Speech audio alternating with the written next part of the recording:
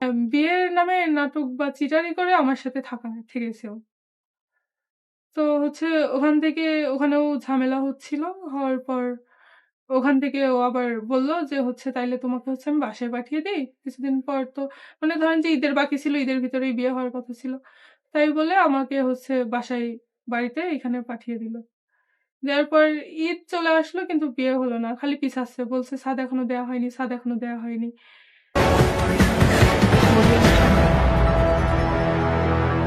তানিয়া নাম। আচ্ছা। পড়াশোনা কতদূর? অনার্স 3rd ইয়ার।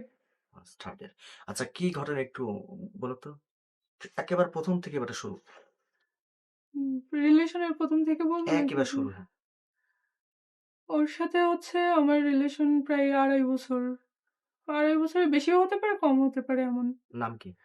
নাম হচ্ছে রকি। হুম, ওর বাসা হচ্ছে ত্রিমোহনীতে। হুম।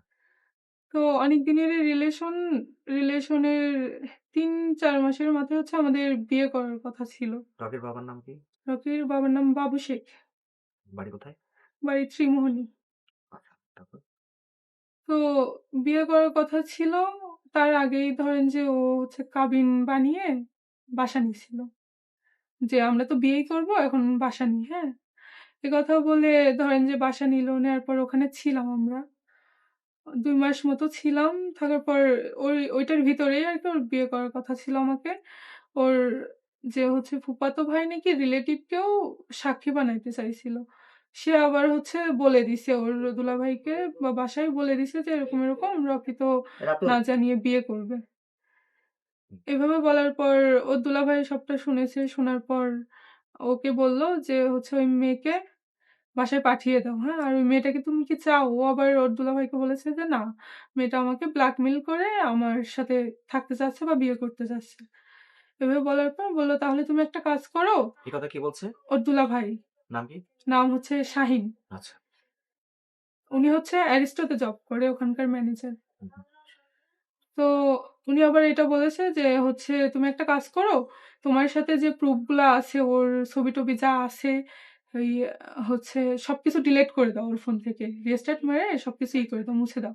আর ওর ফোন থেকে এমন কিছু ক্লু বের করবা যেগুলা দিয়ে ওকে ফাঁসানো যায় বা ওকে ভয় দেখানো যায়।" এই কথা কি বলছে? ওর দুলাভাই ওকে শিখাইয়ে দিছে। ওর দুলাভাই এগুলো পরে নিজের মুখে স্বীকার করছে।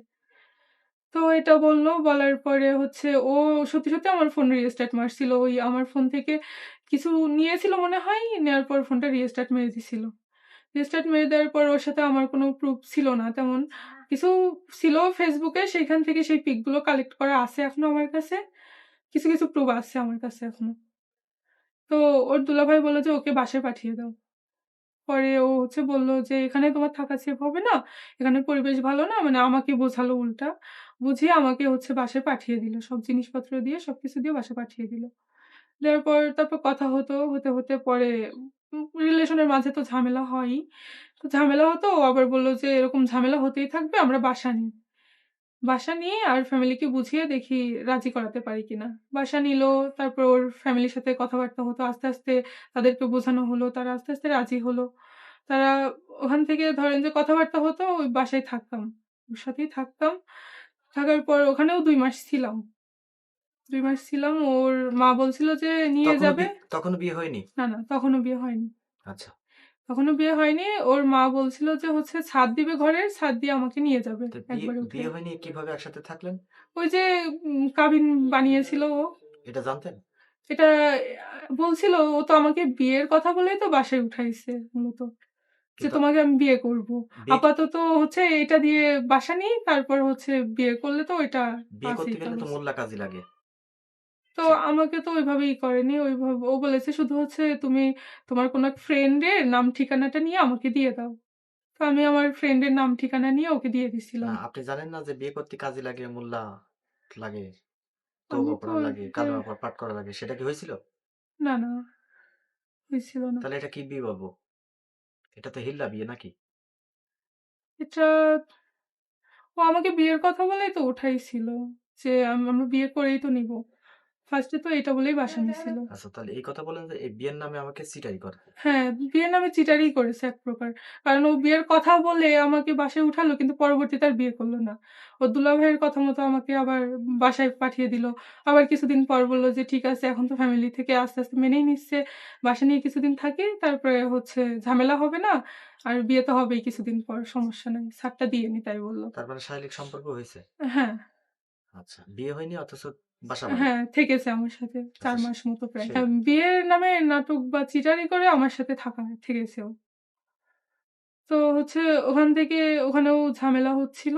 হওয়ার পর ওখান থেকে ও আবার বলল যে হচ্ছে, "তাইলে তোমাকে হচ্ছে আমি বাসায় পাঠিয়ে দেই।" কিছুদিন পর তো মানে ধরেন যে ঈদের বাকি ছিল, ঈদের ভিতরেই বিয়ে হওয়ার কথা ছিল। তাই বলে আমাকে হচ্ছে বাসায় বাড়িতে এখানে পাঠিয়ে দিল। দেওয়ার পর ঈদ চলে আসলো কিন্তু বিয়ে হলো না। খালি পিছাচ্ছে। বলছে, "ছাদ এখনো দেয়া হয়নি, ছাদ এখনো দেয়া হয়নি।" পিছাচ্ছে। তো আমি বললাম যে, "আমার তো বাড়িতে থেকে পড়াশোনা হবে না এভাবে। তাহলে আমাকে হোস্টেলে উঠতে হবে।" আমি কলেজ হোস্টেলে উঠি। বলছে, "ঠিক আছে উঠো।" কলেজ হোস্টেলে উঠলাম।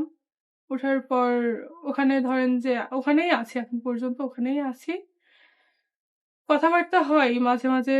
তারপর হঠাৎ করে একদিন বিয়ের কথা বলে আমাকে যে, "আমি কালকেই তোমাকে বিয়ে করব। আমার এইসব ঝামেলা ভালো লাগছে না।" তা আপনি প্রশ্ন করলেন যে বিয়ে তো তুমি আমাকে করেছো আবার কেন বিয়ে?